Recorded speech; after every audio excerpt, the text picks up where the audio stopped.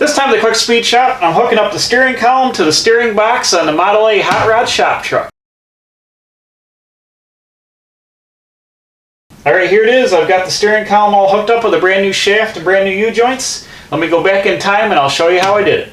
Alright, so the steering box here, this is a Vega box that I've got mounted with a universal pitman arm facing out forwards. And when it steers the correct way, when I turn the shaft to the left, it pushes that way, which would push on the back of the spindle on the right and turn the wheels left, so it steers the correct way. So I've got some U-joints bought from Speedway Motors. I'm going with the 3/4 inch double D shaft here, and the one that's on the box is, I think it's a 36 spline for the GM Vega steering box.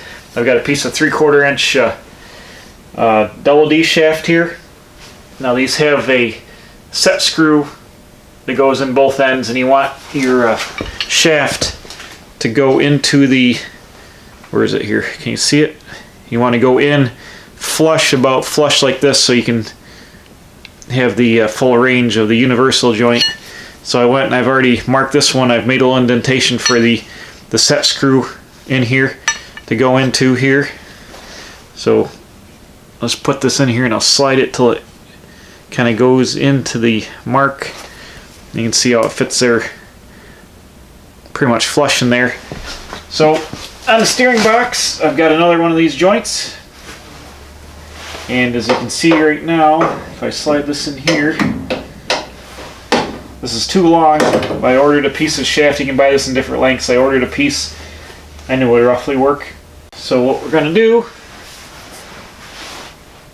is get this cut to length and figure this out up here on the end of the steering column. This is another Speedway column. I bought this used, or actually I got this used from my dad on his Model A truck. He was going to use it and he ended up putting a stainless steel one in. So this is a painted 32 inch long Speedway shaft, which has a 3/4 inch double D on it, and it's got a removable steering wheel hub up on the inside. I'll show you that in a minute. But as you can see right now, the steering shaft's about 3 inches too long. So I'm just kind of getting this figured out, and I've got these self-tapping screws right here on the firewall. I've got the mount mounted just temporarily with these sheet metal screws so I can get things mocked up, and then I'll drill these out and use a panhead screw to mount this panel in here. So let's go around and I'll show you the inside of the truck. Here is the steering column here. I've got an old red metallic 3-spoke wheel I bought at a estate sale or someplace for like $8. According to the sticker on it, I've got that mounted on the hub. The steering column's got a removable hub here with it where you can take a pin out and pull the wheel off. But this column is just one piece of 1 3/4 tubing down here. You can see on the bottom of the gas tank slash dash, I had my old I had an old GM column in here, like a modern style one, and it was big and bulky, so I'm getting rid of that. So these bolts I had is what I had holding the thing in there, so I'm gonna have to make a new upper mount for this column. This truck's very tight in here. I'm about the height of the seat off the floor, and here's the wheel here. I need room. The door obviously be here. I need room to run the clutch and all that. This is super tight, so I've got the column about where I want it here, and when I mount it, it's actually going to pick up even higher towards the bottom of the dashboard. Oh, you can barely see me. Well, this thing's super tight because it's chopped and channeled. My head just about hits the roof. If I put it straight up and down, I got to drive kind of bent over a little bit, and my knees are right up to the steering wheel. So I've got to have room to run the pedals and all that. Here's the brake pedal here. The clutch pedal is currently out of it right now, but I've got just enough room to work in here. So what I'm going to do is I've already got the bottom mounted up. We're going to make some kind of upper mount for this, and then hook the steering shaft up once I get it in line, because I want to cut that last. But I've got the column pretty much where I want it now. So let's fab this mount up. I'm going to go find an 1 3/4 exhaust clamp that's going to fit around this, and that's going to clamp onto here and come up and bolt into some kind of plate that bolts onto here. And we go dig out one of those from my stockpile, and then we'll fab up this upper mount. Okay, so here's what I was talking about. I've got an 1 3/4 muffler clamp, which fits perfectly to the 1 3/4 tube here. And I took those long bolts out of the bottom of the gas tank here, and I've just made a simple start of a mount. I got a piece of flat stock with a piece of 1-inch square tubing welded to it, and I'm just going to move the column over, and bam, it goes in there just like that. And it's going to just weld this all right together here, and there'll be 2 bolts up through a plate to the bottom of the gas tank to make this upper mount, and just so it doesn't look like all just like this. And then when I get it all finished welded, I'll probably just cut out a piece of sheet metal and just make a little cover to blank this all off nice and cover up all these exposed nuts and sharp edges, and it'll just, you know, fill this whole gap in top here and come down around. So this is going to work out pretty awesome. I'm just going to hold it up here and tack it in place, and then take it off. I'll show you what it looks like out of the truck, but I'll weld this right up and I'll hold the column in the perfect spot. This will be plenty strong enough to hold the steering column with the lower mount, and simple and easy. So I'm going to go weld her up now. All right, bam, check it out. Here's the mount. This is the front side, what you see, and that's the back side, but it's real simple. Just got that clamp welded on there, and then the plate bolts up to the bottom of the gas tank, and real simple and easy, but strong, and it'll hold that column in there just perfect. So where's this? Oh, this clamps right on there. Bam, look at that. Perfect. So I'm going to go ahead and wire wheel this up a little bit, get some primer and paint on it, and I can mount this permanently to the dashboard, and then we can the column be locked in, and then I can go down to the bottom and start cutting the steering shaft out and get the U-joints mounted, and we'll make the steering shaft there. All right, there we go. I got the mount mounted in here. It's a little dark, but it's painted up flat black, and I got to paint the U-bolt there, but I've got the steering column all mounted up in here nice now. And now we can go up and we can measure up the front and get the shaft cut and get the U-joints hooked up. So let's go around front and we'll do that. All right, so here we go here. I've got the U-joint put onto the shaft where it goes. There's a little indentation on the 3/4 double D where the set screw goes. I get that mounted up. I've got my shaft where I drilled a little indentation on here down in the lower U-joint down here, which you probably can't see on the box. I got that ready to go. So I'm simply going to do is hold this U-joint up and mark this double D shaft right back here at the back of the U-joint where it's going to fit flush. Now I'll cut this off, and then on the bottom, the set screws on the bottom of this one for the steering wheel to line up the correct way. I'll drill a little dimple on the bottom of this for this other set screw to tie into.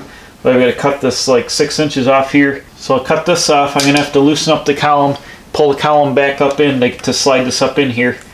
But it will go right together, and then we'll have steering action complete. Okay, I trimmed the piece off and I slid the column out, then I slid it back in here, so everything is all in here now. None of it's bolted down, it's just all resting together here, so it'll tighten up once I set all the set screws. But here it is, connected from the box, 1 U-joint, 2 U-joints, and steering column. Now if you had 3 U-joints here, you would need some kind of lateral support with like a Heim joint to go through the shaft, because the thing would rack all around on you. But since there's a solid mount on this end and a solid mount on this end, there's nothing required in the center for the steering shaft. So check it out, it works. Bam!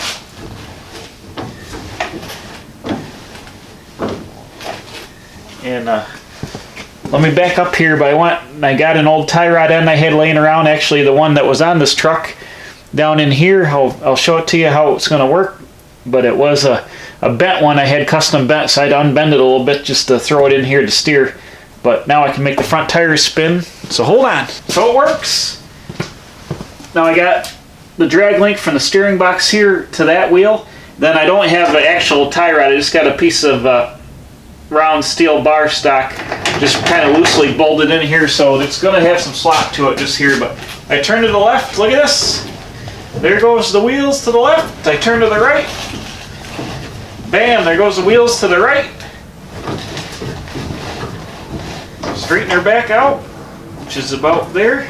So bam, that's awesome, it works fantastic. Next thing I got to do before I can finish up the steering is I've got to pull these drums and these spindles off this thing, and I've got some nicer spindles and good bushings, and because this has a drop axle here, the steering arm hits the axle when I turn the wheel full lock. Here's my good spindles here.